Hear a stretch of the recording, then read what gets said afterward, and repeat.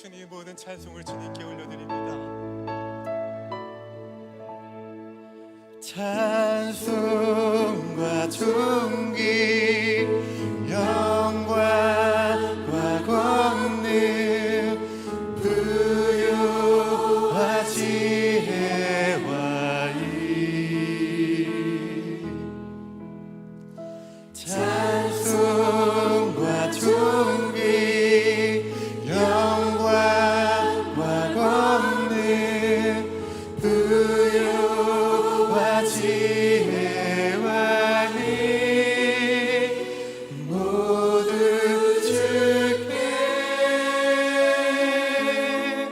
주님께 보좌 위에 앉으신 주님 모두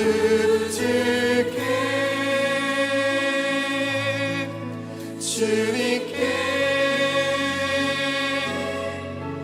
보좌 위에 앉으신 주님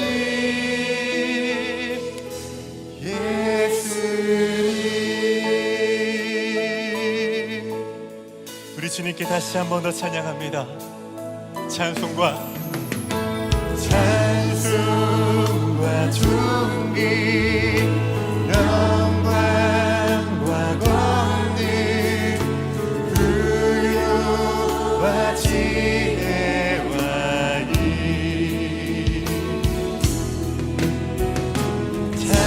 찬송과 존귀 영광과 권능 부요와 지혜와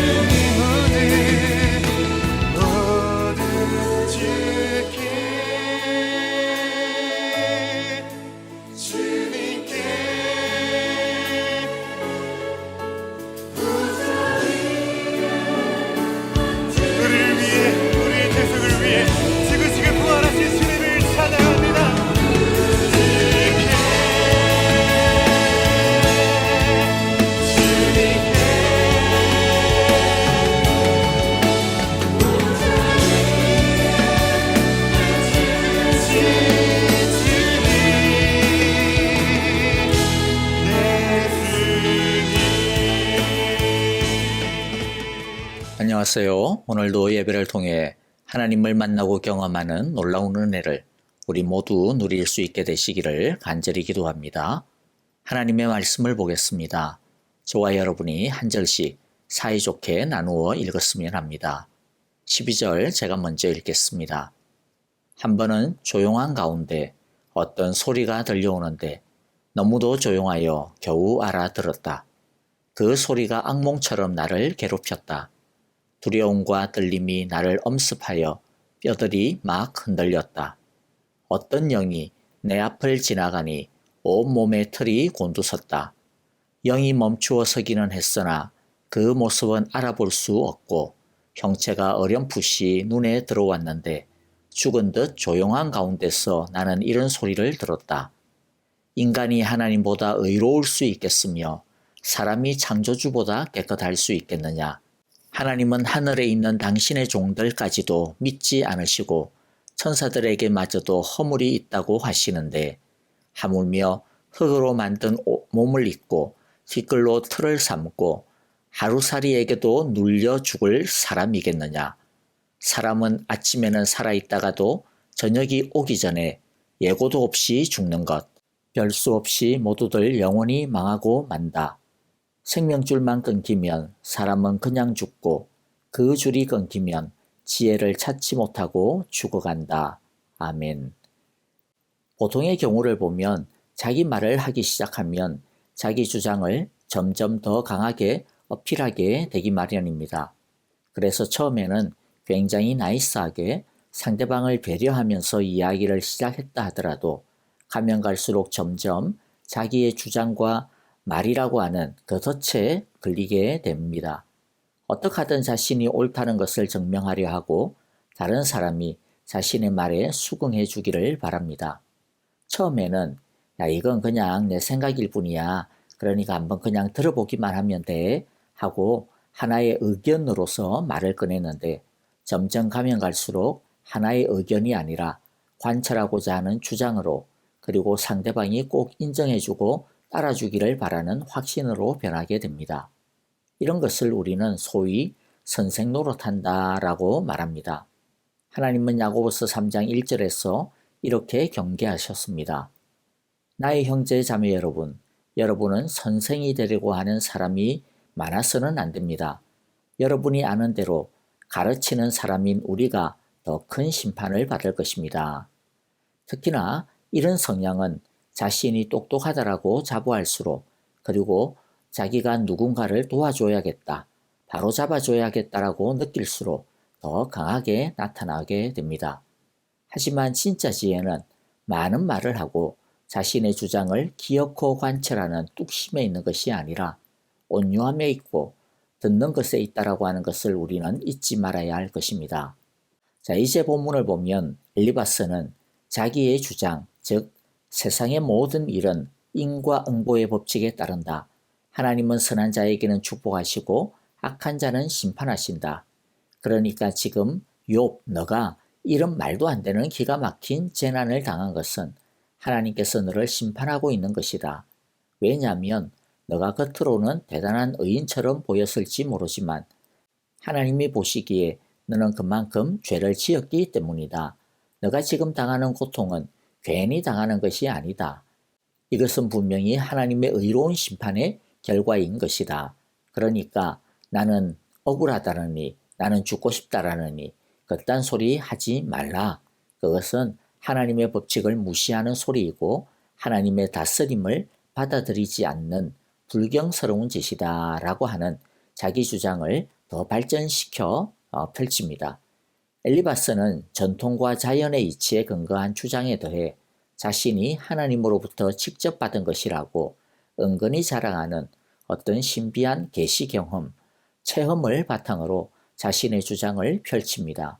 그래서 자신의 말이 확실하다고 욥은 자신의 말에 수긍해야 한다고 은근히 압박을 가하고 있는 것입니다. 엘리바스의 체험을 잠깐 살펴보도록 하겠습니다. 그가 어느 날 깊은 잠에 빠졌을 때에 아주 조용한 어떤 소리, 말씀이 들리는 것을 경험했습니다. 그 소리는 겨우 들릴 정도로 조용했지만 두려움과 떨림으로 압도하는 소리였습니다. 그리고 어떤 영이 자기 앞을 지나갔는데 그 영이 지나갈 때 온몸에 털이 곤두서는 것을 느꼈습니다. 그 영이 눈앞에 있는 것 같기는 했지만 그 영이 어떤 것인지 알 수가 없었고 소리만 들을 수 있었습니다. 그 영으로부터 받은 계시의 핵심은 인간과 하나님과의 차이, 인간의 유한함과 부족함에 대한 것이었습니다. 핵심은 17절에 있는데요. 인간이 하나님보다 의로울 수 있겠으며 사람이 창조주보다 깨끗할 수 있겠느냐? 이 질문에 대한 답은 당연히 절대로 아니다입니다. 뿐만 아니라 땅의 인간보다 훨씬 더 깨끗한 하늘에 있는 하나님의 종들이나 천사들마저도 하나님 앞에서는 깨끗하다고 할 수 없습니다. 여기서 하나님의 종들이란 하나님을 수종드는 존재, 하나님의 명령을 받들어 섬기는 존재라는 뜻으로 천사의 또 다른 표현이라고 보면 될 것 같습니다. 즉, 죄가 없는 성결한 존재인 천사조차도 하나님의 완전하심에는 택도 없이 미치지 못하기 때문에 하물며 인간은 어떻겠느냐라고 하는 말입니다. 그래서 19절에서 이렇게 표현하죠. 하물며 흙으로 만든 몸을 입고 티끌로 털을 삼고 하루살이에게라도 눌려 죽을 사람이겠느냐. 인간의 유한함이 어디에서부터 오는 것이냐면 인간이라고 하는 존재에서부터 온다라는 뜻입니다. 흙으로 만든 몸, 티끌로 만들어진 몸, 그래서 만물의 영장이니 이러면서 대단한 존재인 것처럼 거들먹거려도 하루살이처럼 아주 작은 것에 의해 병들고 죽고만은 알고 보면 허약하기 짝이 없는 것이 인간이라는 것입니다. 한마디로 인간은 무엇이냐? 인간의 본질은 결국에는 흙에 불과하며 티끌이라는 것입니다.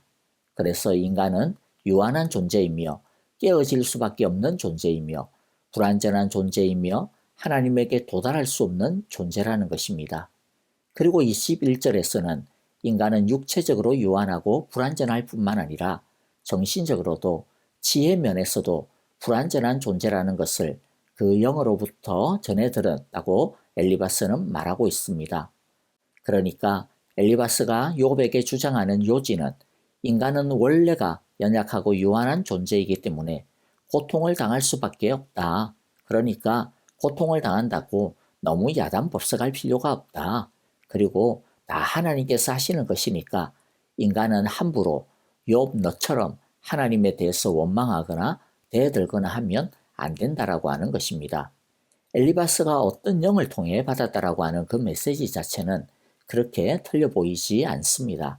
그러나 같은 약이라도 누구에게 어떻게 처방하느냐에 따라 약이 될 수도 있고 독이 될 수도 있는 것처럼 메시지가 좋다라고 하는 것만이 다가 아닙니다. 그것이 어떻게 쓰여지느냐도 굉장히 중요합니다. 먼저 이제 우리가 엘리바스의 체험에 대해 좀 이야기를 해야 될 것 같습니다. 왜냐하면 엘리바스가 경험한 이 체험이 진짠가? 오늘날 우리는 이걸 어떻게 받아들여야 하나라고 하는 질문이 들 수 있기 때문입니다. 엘리바스의 그 체험을 망상이나 가짜라고 단정할 필요는 없습니다. 그리고 오늘날에도 없다라고 말할 수는 없습니다. 그러나 체험에 대해 조심하고 주의해야 되는 중요한 몇 가지가 있습니다. 하나는 신비주의에 빠지면 안 됩니다. 신비주의란 체험과 현상과 같은 경험 자체에만 매몰되고 빠지는 것을 말합니다. 그것은 매우 위험합니다.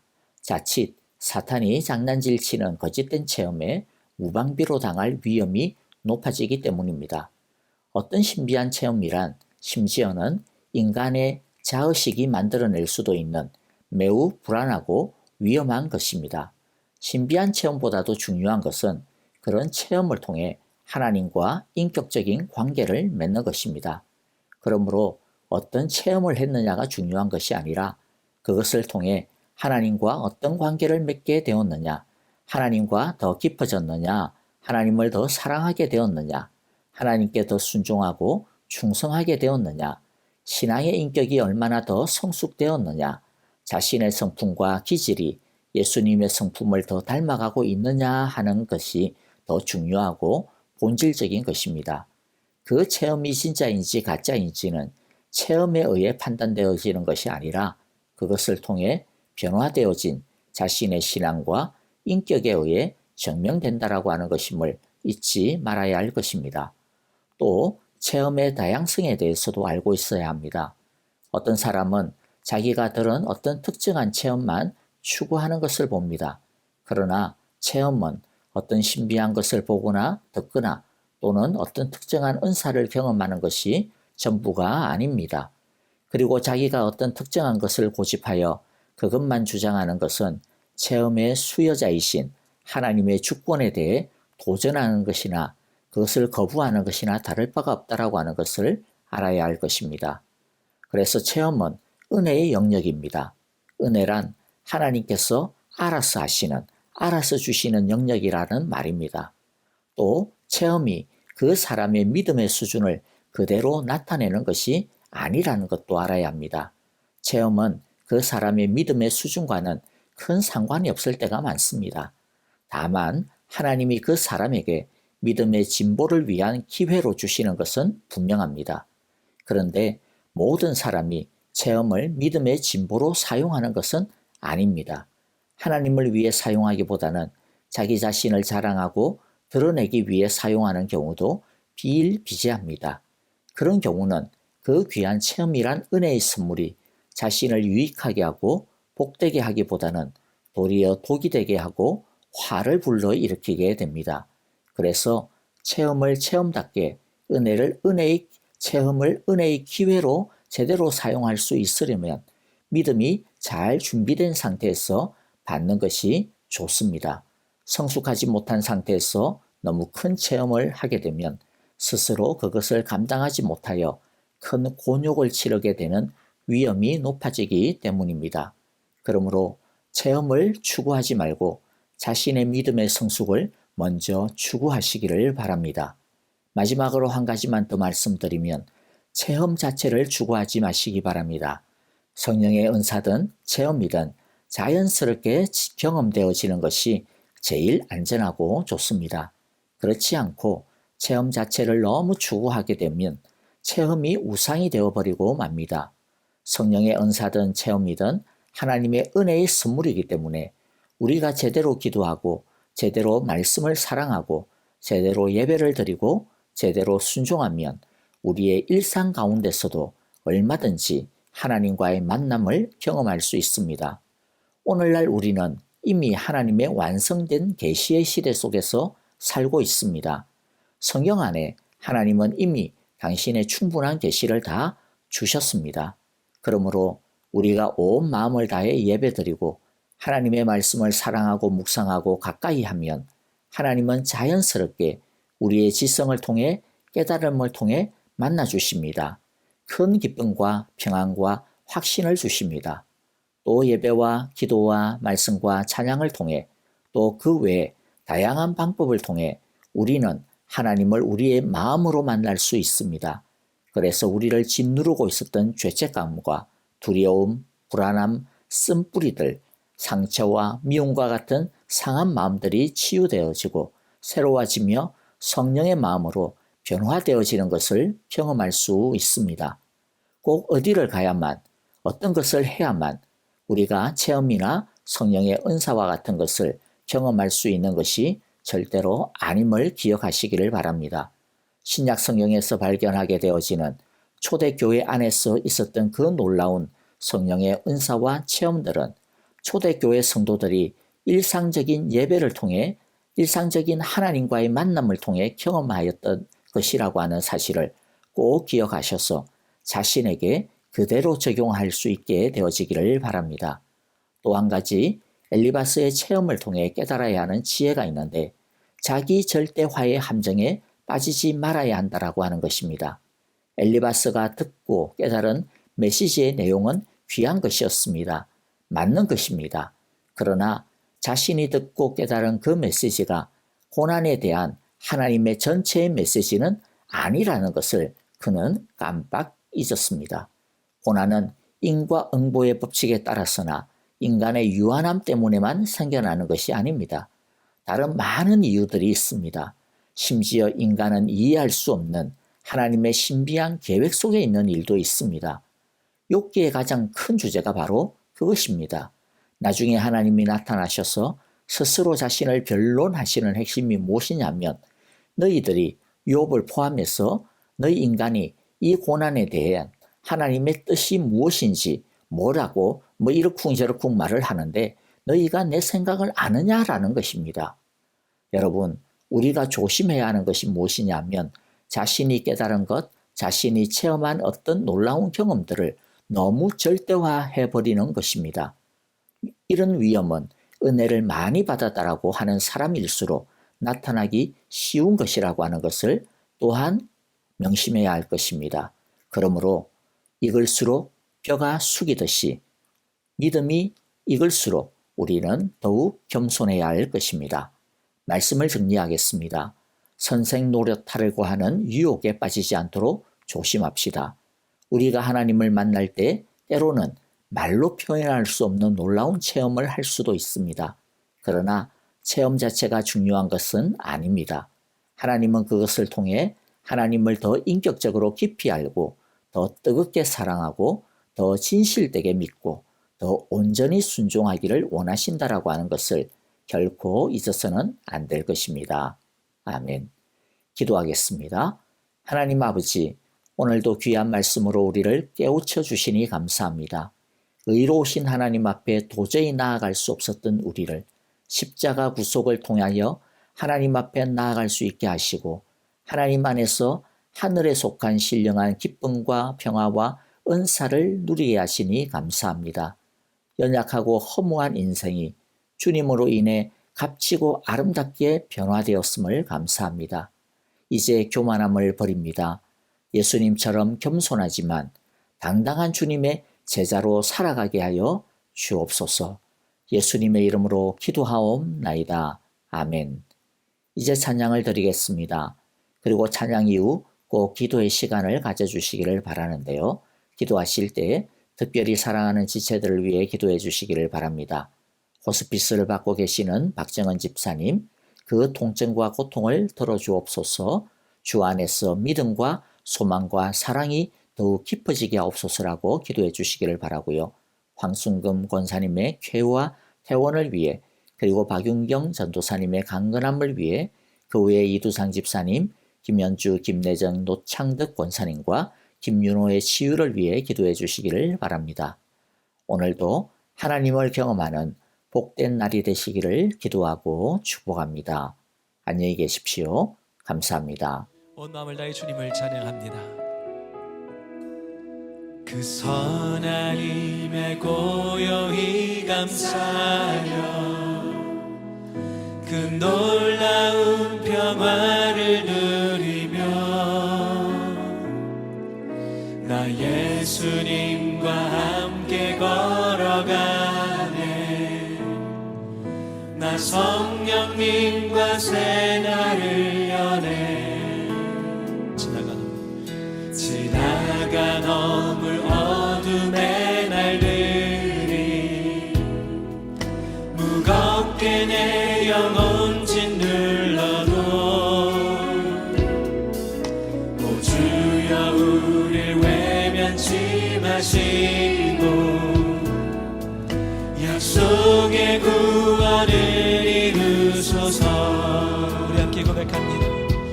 그 선한 능력 우릴 감싸시니 믿음으로 일어나를 기대하네. 주 언제나 우리와 함께 계셔 하루 또 하루가 늘 새로워. 함께 고백합니다. 주께서 밝히신 작은 불꽃이 우리의 삶 어둠을 헤치고 타오르네. 그 빛에 우리 모두 하나 되어 온 세상을 비추